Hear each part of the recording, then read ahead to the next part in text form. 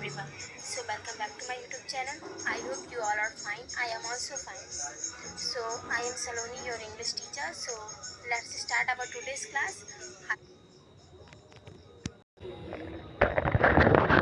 So yeah, let's start our today's class. हमने बहुत holidays मना लिए, नवरात्रि मना लिए, बहुत सारे फेस्टिवल मना लिए. So now is time to revise and practice. Okay, so this is our revision. मैंने ये रिवीजन करवा रही हूँ क्योंकि मैंने ये पिछले क्लास में करवाया हुआ है. सो मैं इसे एक्सप्लेन नहीं करूँगी. आई will not explain it, I will revise it. Okay, listen. Types of sentence मैंने बताया था कि टाइप्स ऑफ सेंटेंस 3 होते हैं. Remember it. Simple sentence, compound sentence and complex sentence. Okay, simple sentence is very simple. This is one single idea in a sentence. If says one single idea and there is one main subject and one main verb, then this sentence will be simple sentence. Okay, समझ में आया? Wait, एक sentence आपको दिया गया, अगर उसमें कोई एक मेन सब्जेक्ट है, राइट, और इसमें एक ही एक्शन हो रहा है, एक मेन वर्ब हो रहा है, एक मेन एक्शन हो रहा है, राइट, और उसमें एक ही चीज़ को एक्सप्लेनिंग, एक सिंगल आइडिया, एक चीज़ बताया जा रहा है आपको. For example she reads book, तो वो हमारा सिंपल सेंटेंस होगा. Compound sentence will be the compound sentence. 2 और more independent clauses join by conjunction. Right, मैंने बताया था कि कंजंक्शन के माध्यम से जब 2 इंडिपेंडेंट, राइट, रिमेंबर इट कि कंपाउंड में हमारा 2 इंडिपेंडेंट क्लाउजेस, 2 इंडिपेंडेंट सेंटेंस जब जुड़ते हैं कंजंक्शन के माध्यम से, तो उसे हम कंपाउंड सेंटेंस कहते हैं. For example, I like T and she likes coffee. Right. Complex sentence.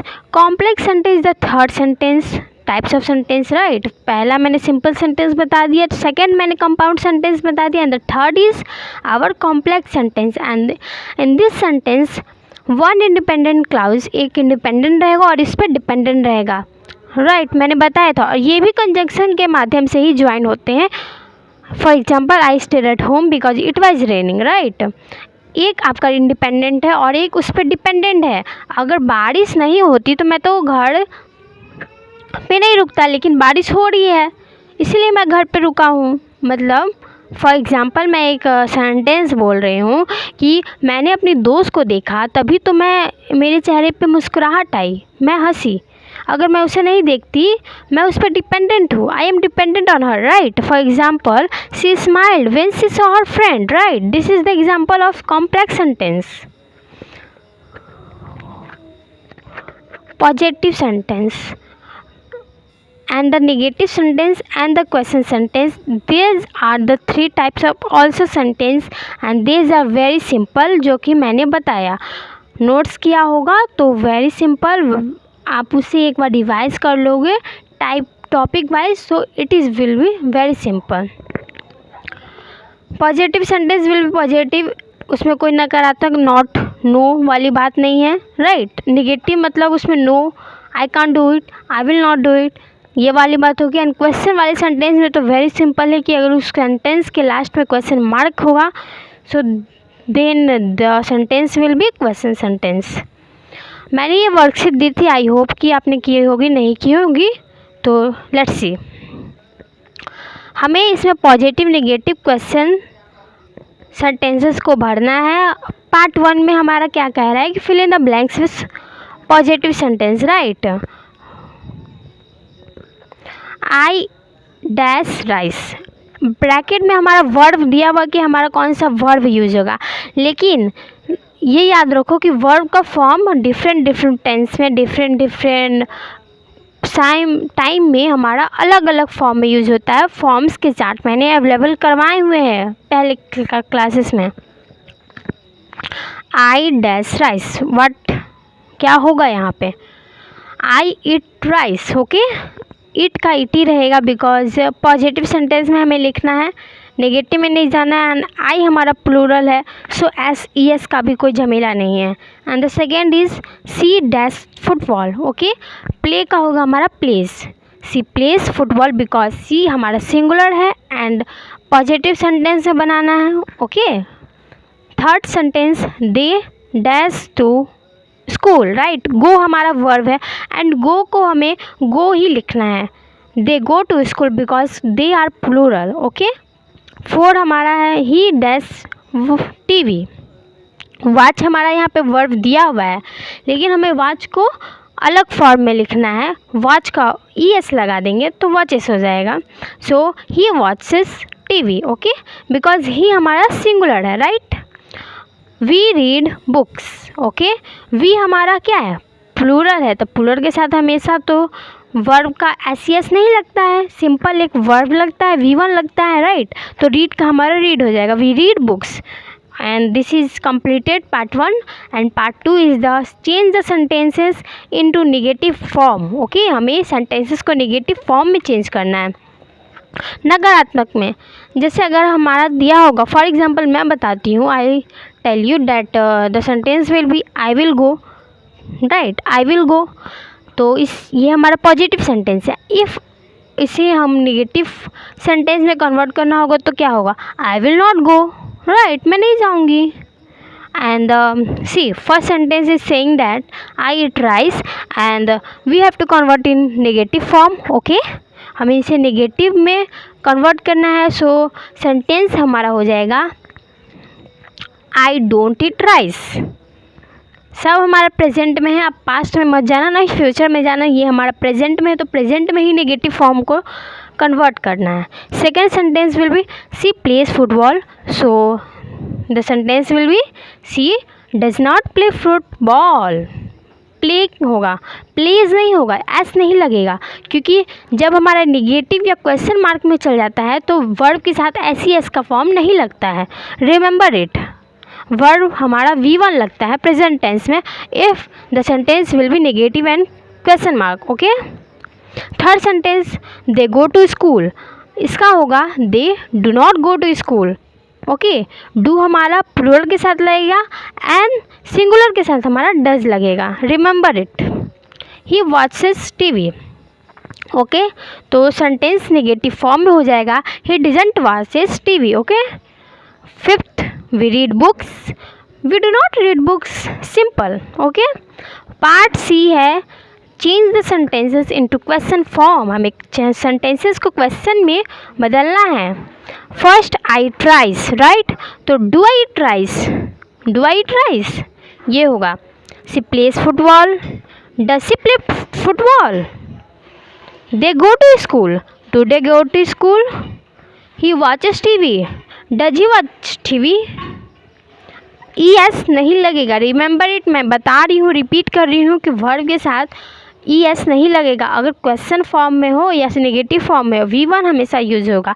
सो इसका होगा do he watch TV, ES लगेगा does. And the fifth sentence is we read books, क्या होगा, do we read books, okay। And part D is saying that you have to write your own 2 sentences in each positive sentence, negative sentence and question mark.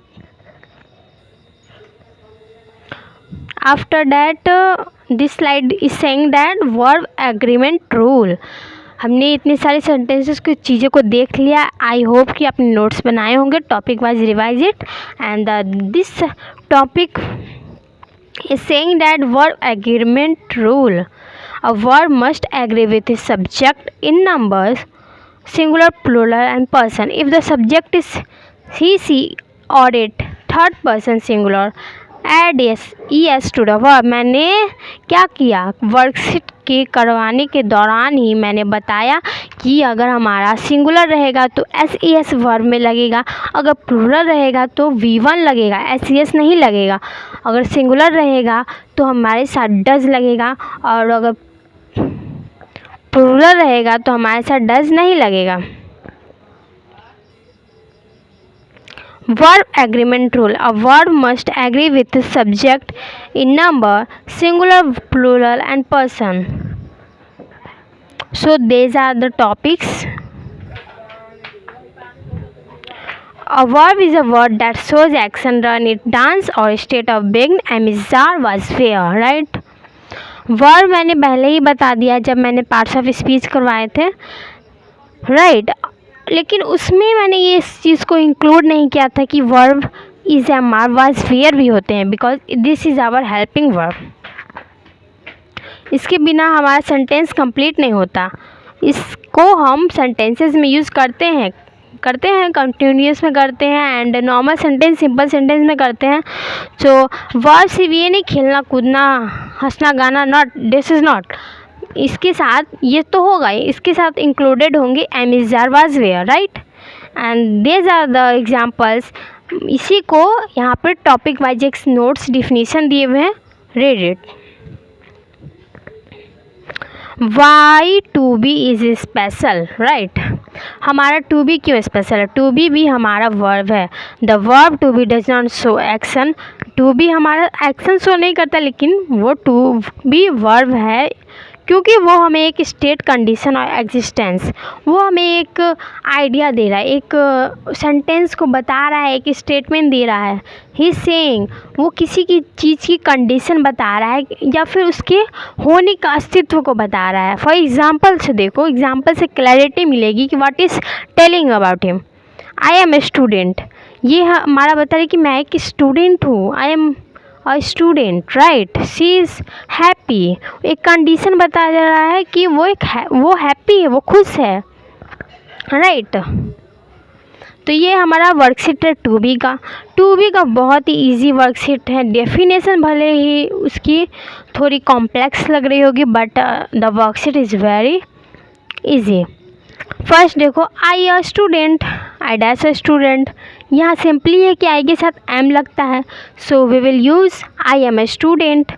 Second, she dash happy.